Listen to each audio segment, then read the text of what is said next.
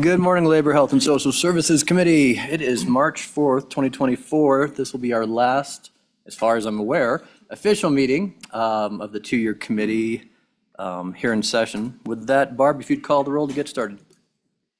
Representative Chadwick. Here. Representative Clouston. Here. Representative Hornock. He's excused, correct? Is now. Is He went to another meeting. Okay. Can leave you a vote? He's excused. He left me an absentee. Great. Representative O'Hearn. Here. Representative Penn. Representative Trujillo. Here. Representative Ward. Here. Representative Yin. Here. Chairman Swanitzer. Here. Thank you. With that committee, we only have one bill before us today. It's Senate File 69, Hospice Care Reimbursements. The good senator is out of town, and from my understanding, it has been assigned to Representative Clouston. Ms. Representative Clouston, you're welcome to testify at the front table if you'd like, or you can testify there, up to you. You can go sit in front. Yeah. It's a good thrill to get before a committee. Well, he's been in front of education.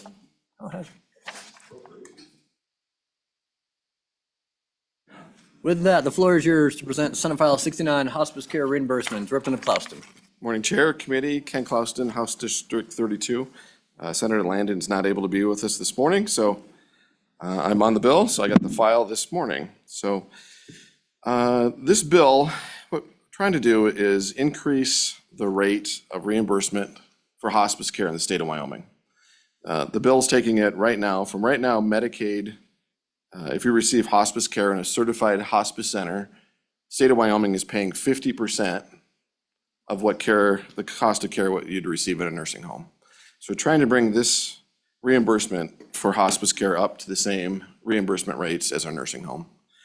Hospice care is an end-of-life situation that we're all aware of. Those hospice centers are set up with certified staff, certified programs. It's a much better end-of-life situation for the patient and for the family and for the staff. The staff especially trained to deal with the issues that these families and patients are going through. Senator Landon left me a couple of studies he just wanted me to point out to you. This first study says, despite years of scrutiny over the duration of hospice care, data shows that longer stays reduce healthcare costs in the last year of life by as much as 11%. All told, hospice care, regardless of length of stay, saves Medicare approximately $3.5 billion per year for patients in their last year of life. The other study he wanted me to refer to, cost of care for cancer patients who stopped hospice care was nearly 5 times higher than for patients who remained with hospice, according to studies by Yale and Mount Sinai School of Medicine. Patients who stop hospice are far more likely to end up needing emergency room department care, ICU care, and to be hospitalized. So in essence, what this bill will do, again, is just we're going to increase our Medicaid payments, reimbursements for hospice care to what Medicare pays, which is equal to what our nursing home rate is. So I'll stand for questions as best as I can. Questions, Representative Clouston. Representative O'Hearn. Thank you, Mr. Chairman. How many certified hospice centers are there in the state? Does every major city have one like they have a hospital? If you know Representative Clouston, the department is behind you. We'll get him up in a second. Okay. Go ahead if you want it. Thank you, Mr. Chairman. Representative O'Hearn, my belief is now we're down to 5. Yeah, we had one in Gillette and it closed. So, we had a situation in Gillette where it was a hospice care and we had the nursing home. But again, the reimbursement at the hospice center is 50% of what they got at putting these patients in the nursing home. So we closed our hospice center and all those patients now go to the nursing home for their end-of-life care. Other questions? Representative Chadwick. Thank you, Mr. Chairman. So do you have any idea the comparison in dollars of the hospice care versus in the full care nursing home? If you do, Representative Clouston. I don't. I just know the reimbursement rate's 50%. But somebody back there might Sure. know. Phone a friend. Other questions for the good representative so far? All right, seeing none, thank you for pinch hitting on short notice to present the bill. Department, since you're mentioned, if you'd come up. And Miss Austin, if you'd make me a co-host to the Zoom, I'd be appreciative. No problem. Welcome, Mr. Grossman and team. Go ahead.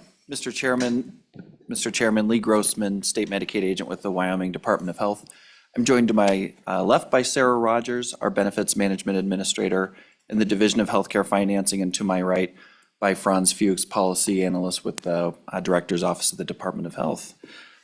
We thought y'all might be lonely over here, so we wanted to fill all the chairs today.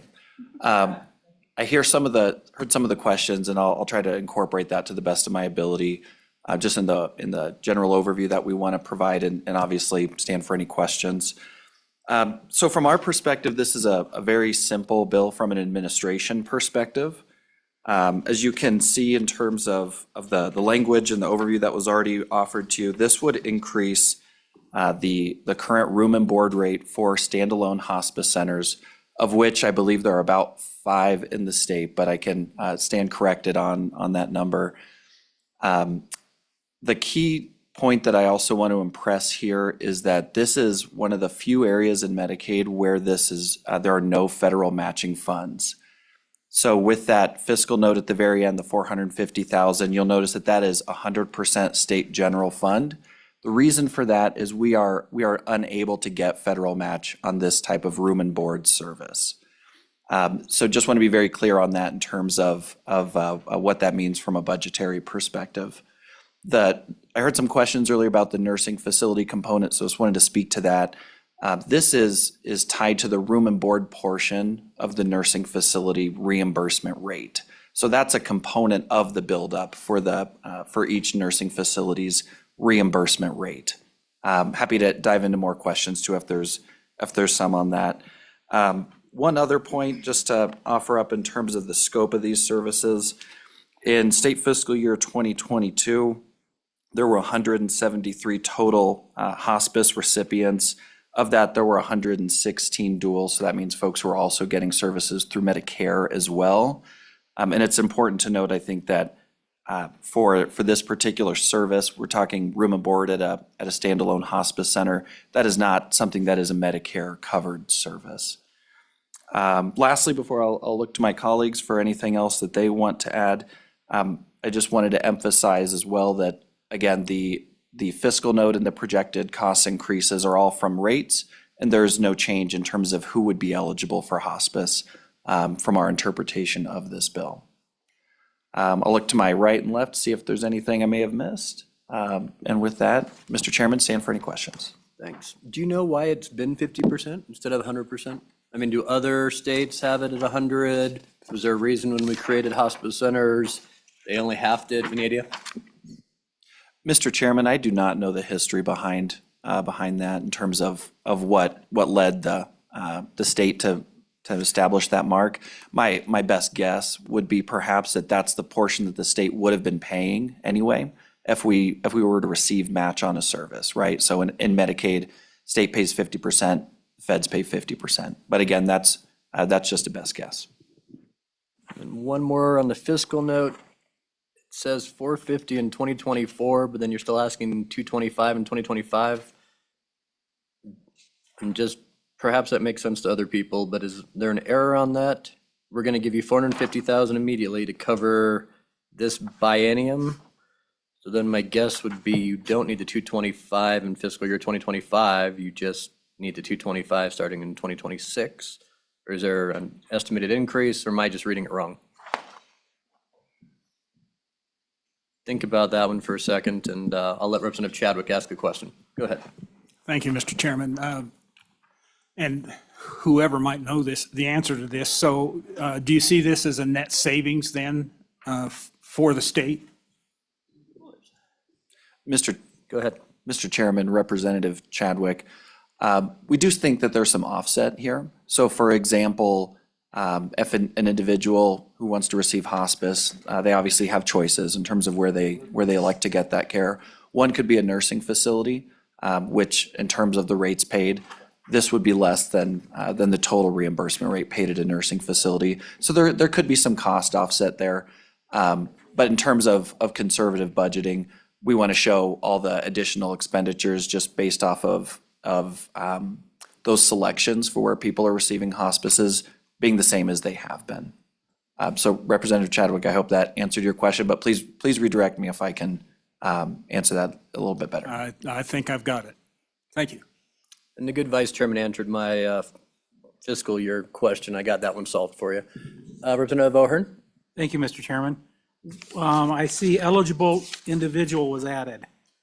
Is there a threshold where you don't become eligible on line 9? Go ahead, Mr. Grossman. Mr. Chairman, Representative O'Hearn, from the department's perspective, that provision isn't necessarily going to change eligibility. I appreciate the clarification in the bill, but we already have, the eligibility standards clearly established. I'm happy to give a brief overview of what that looks like essentially, but this doesn't alter our application or the substantive nature of those eligibility requirements. Thanks. When it says statewide average of the Medicaid nursing home rate, is there one rate regardless of where you are in Wyoming, or are there higher rates to be in a nursing home in certain counties in the state? Ms. Campbell? Mr. Chairman? Go ahead. Yes. I'll answer that question. So the statewide, every nursing home has a specific rate. That is a Medicaid specific rate. So the statewide nursing home facility rate, this covers 50%. The current statewide rate is about $250 per day. That is as of, I believe, January 1st. So we would pay the current room and board rate for this bill would be about $125 per day. So that's for that room and board for that standalone hospice facility. But yes, every nursing home has its own specific rate.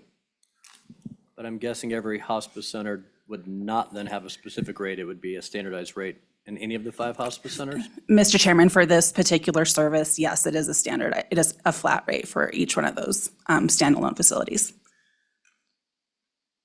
Representative Klauston? Thank you, Chair. To any of you, so talking about the $250 a day, these studies are showing if they're not doing hospice care, a lot of these patients end up in the ICU or the emergency room, right? Or ER, ICU, most likely, maybe a regular hospital bed. But what are we looking at for cost if someone ends up in the emergency room and then ICU? What's the cost of the state, do you think, per day there compared to the $250 per day? Mr. Fuchs? Mr. Chairman, members of the committee, my name is Franz Fuchs, Policy Analyst, Department of Health. Mr. Chairman, Representative Klauston, we can certainly get you an estimate. It's a much higher, obviously, than hospice would be. But I would throw in a caveat, I think, with this. There's a logic that, of course, this saves the state money. End-of-life care is very expensive, and that's accurate. But the problem is when they're in the ER and in the ICU, they don't know that's the end of life, right? It just happens to be they might die in that setting. And so there may be a lot of money spent trying to save someone's life and for a good reason.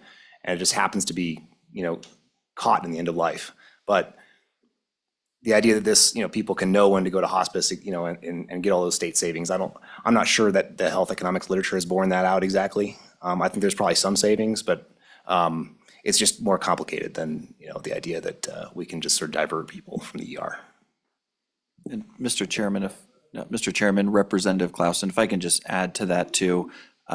This is all underpinned by choice. Just want to make that very clear.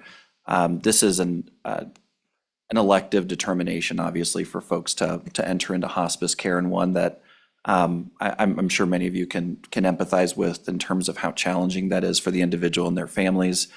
So we know it's something that folks don't take lightly, and it's not the decision that obviously everyone's going to make, but that's really the intent as far as the department sees it, as this is, again, an option available to folks who are at that stage of life.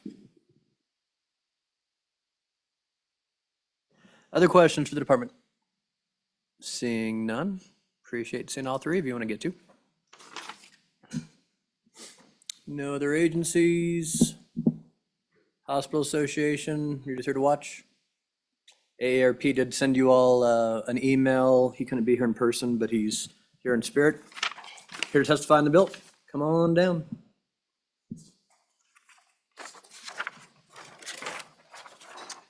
Welcome to Labor Health. Just state your name and who you're with, and testimony on Senate File 69. Go ahead. Thank you so much, Mr. Chairman. My name is Kilty Brown. I am the Executive Director of Central Wyoming Hospice. Chairman, representatives, I'm Rachel McPherson, also with Central Wyoming Hospice. So I just want to say a few words about this and give you the perspective of the hospice facilities across Wyoming. And I apologize, I'm not a lobbyist, I'm a nurse, so this may be a little bit awkward for me, but I appreciate your time with us. So I said I'm from Central Wyoming Hospice in Casper. We're the oldest hospice in the state, and we care for the elderly and terminally ill in Converse, Platte, and Natrona counties. Just to be clear, I want to share like the impact hospice has across the state. Last year, hospice cared for 2,400 residents across the whole state of Wyoming. In addition to providing care in homes, nursing homes, hospitals, assisted livings, we care for patients in 5 independently run hospice homes. As Representative Clouston mentioned, there was a house in Gillette, but due to financial and staffing pressures, they had to close their doors. And I want to be really honest, there are a number of facilities I'm worried about across the state that I think are kind of dancing on that edge of a knife on whether they're going to be sustainable and whether they're going to be here in 10, 20 years. These homes act as a community safety nets for elderly when staying at home is no longer possible. So we're talking about like your church friend who never had children. She's like 90 years old and her church friends can take care of her to a certain point, but at some point they can't be around 24/7. We're also talking about like our ranchers in Wright, who there is nobody going out there. There is no hospice agency going out there, and you have an 84-year-old woman taking care of her 86-year-old husband, and there's not any options. I hear horror stories like in Baggs, Wyoming, where patients don't even have home health, and they're having to call their oncologist, and their oncologist is telling them how to dose morphine at home in their last days with terminal cancer. That's scary business, and there's no options for them. And many times the only thing they have are these safety net facilities. So room and board fees cover the cost of caring for the patients. It pays for the private room, the food, the linen, supplies, and the daily caregiving needs. I think some of the things to know is our homes are staffed 24/7 with registered nurses, not LPNs. It's not staffed and run by CNAs, and the staffing ratios are generally like one nurse to 4 patients, very different than what you'll find in an assisted living or a nursing home. We also provide social workers, chaplains for spiritual care, and volunteers. Our volunteers actually provide 5% of the direct care of all of our patients. Most of our patients have resources for this, but a few don't. Like you guys were talking about, currently Medicaid pays us 125 days for the care, and nursing homes get twice that. But here's the deal. The type of care we're delivering costs us $750 per day. So you can see where we're struggling, making sure that these doors stay open. At the same time, I just want to note that nursing wages have gone up tremendously since 2019. Mine personally have gone up 22%.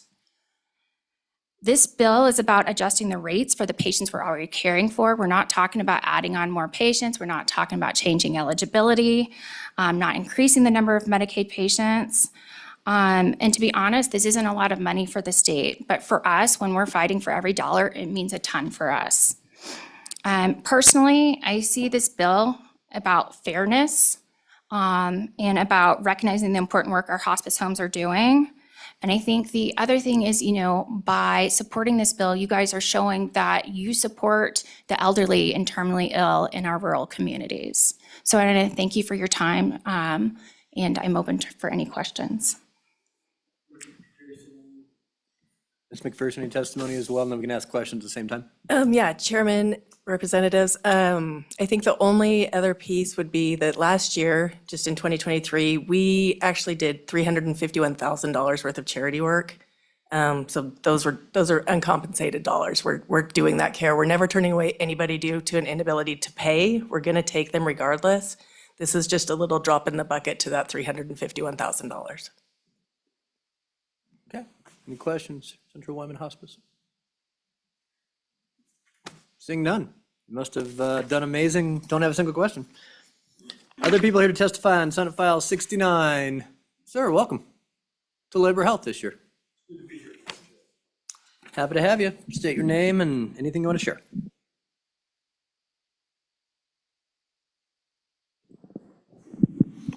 Good morning, Mr. Chairman, members of the committee. My name is Sean Murphy. I'm here today representing my nonprofit. It's called Compassion. Compassion is an advocacy nonprofit for end-of-life care and palliative care. Wherever there are topics and advocacy for this that come up, that's where I show up. In a nutshell, I've been a hospice volunteer in the VA for about a decade, over 2,000 hours in the VA, and I have a son with a terminal brain disease. So I face these hospice and end-of-life care and palliative care issues all the time at a very personal level. I am a supporter of hospice and this bill, very strongly on and for it. And to put some context on it, and when Senator Landon spoke about this, we heard about, hey, well, hospice saves money. But let me explain a little bit how that works. With the National Palliative and Hospice Association, they have this statistic, and they say 70 cents of every dollar spent in healthcare is spent in the last 2 weeks of life to extend it about 2 weeks. So think about that, 70 cents of every dollar in the last 2 weeks to extend it 2 weeks. Why is that the case? It's because we're afraid of death. We do everything we can to put it off. We rush to the ER, we have more kidney scans when we have cancer, we have brain scans when we have heart failure. We do everything we can to stave off the inevitable. And hospice is completely the opposite of that. We embrace reality in hospice. We embrace compassionate quality of life and helping people find comfort and peace in their final days. And that, by some stroke or miracle, that saves money. So this idea in the Senate committee on this, there was one vote against it, but it was simply because they didn't want to spend the money on hospice. It was a government saving rationale. And I think that's just total bunk in this case. Of all the things we're spending money on, like the stable token bill for $5.3 million, a digital token to represent a dollar, that to me seems like nonsense compared to hospice, which is the ultimate reality, like facing life and death and a peaceful, smooth transition. And the fact is that most people want to die at home. Most of us here would want to die in the comfort of our own home, surrounded by our loved ones. Hospice and these facilities that this money helps support are for those that are not able to die at home with their loved ones. And we heard about some of those examples. So really, hospice facilities are a step down from in-home care. And then the third level, in terms of quality of care, would be hospice-type end-of-life care in a nursing home. They're not skilled necessarily the same as hospice nurses and hospice docs. It's a different reality where we're, again, trying to stave off death in a nursing home. That's creating the cost. So if we look at saving money, that happens in hospice. If we look at creating better quality of life, better end-of-life care, that happens in hospice. So I'm very supportive of the spend on this. And of all the places we're spending money in government in terms of social services and healthcare, it's this right here in hospice. And that comes back to something someone told me, and I think it will resonate with some of you on this committee, that this wise old hospice volunteer told me that the battle for the souls of man will be fought in healthcare. And I think some of the issues the last couple of years, we've seen that healthcare is where the juice meets the squeeze, to say it simply. And I think in terms of where we're keeping our focus and where we're putting our money and our care and our hearts and our minds and all that is government, to not put that in hospice seems to be losing the battle for the souls of mankind. So I strongly urge your yes vote on this to support hospice and support palliative care. And you'll probably hear, just a heads up, you'll probably hear from me on Wednesday talking about an interim study on palliative care. There's not a whole lot of innovation in the world of palliative care, but the one to know about is first the transition to in-home care. People want to die at home. That we're seeing that all over the country. And the second one is medical cannabis. You heard about people on morphine. When people on morphine, you're not conscious. You can't have those conversations and be present with your loved ones. But with medical cannabis, you can be. So it's really twofold. It's this innovation around that, but also that people want to die in home, but when they can't, that's why we have these incredible hospices, and we're losing them in the state. So I really encourage your vote for this, and please support hospice and this legislation. Thank you. Thank you. Questions for Mr. Murphy? Seeing none, thank you for being here. Thank you, Mr. Chairman. Anyone else in the audience today on this bill? Seeing none, we have two people online. Mr. Pepper, we'll ask you to go first if you'd like to share your thoughts on Senate File 69. Welcome. Thank you, Mr. Chairman. Am I live and in color? You are. Thank you. Thank you, Mr. Chairman. On and in support of this bill, I just wanted to, as a family that recently was fortunate enough to receive hospice care, I can't implore enough upon you that this is a very small amount of money. I think it does allow, we look around the state and we see a lot of our rural hospitals, nursing homes, having struggling and issues with costs.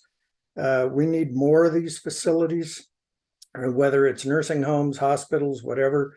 Hospice centers certainly fill a unique need, and putting them on the same plane as a nursing home for the type of care that people receive, giving our end of life dignity, I think is just a small ask, and I would certainly ask for the support of the committee in passing this legislation. And I'd stand for any questions. Questions for Mr. Pepper? Normally in other committees, part of rural water systems in Wyoming, which we hear a lot, but nice to see you in Labor and Health. And I should say, Mr. Chairman, I'm so sorry. I was here on my own representation today. Thank you. Thank you. Always good to see you. I don't see any questions though. We'll go next to Mr. Sweeney from also Natrona County. Welcome, Pat. Floor is yours. Good morning, Mr. Chairman, committee. Pat Sweeney from Casper. In total support of this. Our hospice here in Casper does an amazing job. But, through the CARES Act, we were able to get some nursing help through the health department. And then they were able to offer more services to Converse and Platte County, as Kelty mentioned.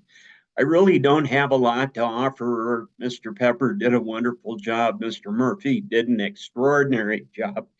And Kelty, of course, always is a tremendous advocate. But this isn't a want. This is definitely a need to keep these services going. And as Kelty pointed out, the amount of money that it takes, and thankfully we're located here in Casper. We have probably one of the most giving communities in the entire country, let alone Wyoming. But it's become tougher and tougher. And just with nursing care alone, those costs have gone up tremendously for those professionals. So it's tough to compete. And it takes a special kind of person to work at a hospice, obviously. But, Mr. Chairman, with that, I urge the committee to pass this on. And it honestly is a small amount of money in comparison. And I totally agree with Mr. Murphy. There's lots of different things we spend money on as the state, but this one is tremendously important. And so with that, thank you, Mr. Chairman, for allowing me to testify remotely this morning. Thank you, Pat. I think former member of this committee. Any questions for former Representative Sweeney? Seeing none. Thank you for being here, Pat. Didn't see any other public comment. Let me ask one more time. Everybody good? We will close public comment on Senate File 69. Committee, what's your pleasure? Move the bill. Moved by Chadwick. Seconded by O'Hearn. Any discussion, amendments, questions? Representative Ward. Thank you, Mr. Chairman. I will be a no vote on this bill. It's not the role of government. It incrementally expands Medicaid, and a government that's big enough to give you everything you want is big enough to take everything you have. So it just is not the role of government. And I speak as one who had my dad in hospice very recently. Thank you. Thank you. Other comments? Representative O'Hearn. Thank you, Mr. Chairman. Other than the fiscal note that you mentioned, and we didn't get a question from that, but yeah, I'm good. I did, I talked to Representative Yin, just the way it's structured is a little weird that it penciled out. I'm just getting used to one of our new LSO staff members, how they write fiscal notes. It's not quite like they used to be written. We'll put it that way. Any other questions? Discussion? Seeing none. Barb, if you'd call and question being called, call the roll on Senate File 69. Representative Chadwick? Aye. Representative Clouston? Aye. Representative Hornock, no by absentee. Representative O'Hearn? Aye. Representative Penn, no vote. She didn't leave anything. Okay. Representative Trujillo? Aye. Representative Ward? No. Representative Yin? Aye. Chairman Swanitzer? Aye. 6 aye, 2 no, 1 excuse. One excused. With that, Representative Clouston, you or Representative Walters, I assume, will cover the bill on the floor? Or you'll check with him? Otherwise, I'm going to call on you if you don't tell me it's somebody different. Committee, that is the end of our committee bills for the 2024 session. We are going to meet with the Senate Labor Health Committee on Wednesday to talk about interim topics. I have not gotten a copy of all of them yet, but as soon as I get them, I'll make sure you all have a copy. We'll try to get some interim topics. I think the good senator has decided for us that he wants to meet in Afton and Pinedale in the interim. We might have one more meeting, so maybe he'll let the House choose where to have that third meeting. And because I think you all saw last week, Senator Baldwin said he's not running for re-election, so I wasn't going to argue with him on where he wanted to meet in his last year in the legislature. So plan on Afton and Pinedale and one other place, and we will meet. And we'll meet maybe 7:30, maybe 8 on Wednesday in the Senate room across the hall, depending on how many interim topics there are. So stay tuned for that. Otherwise, have a good morning. We are adjourned for 2024.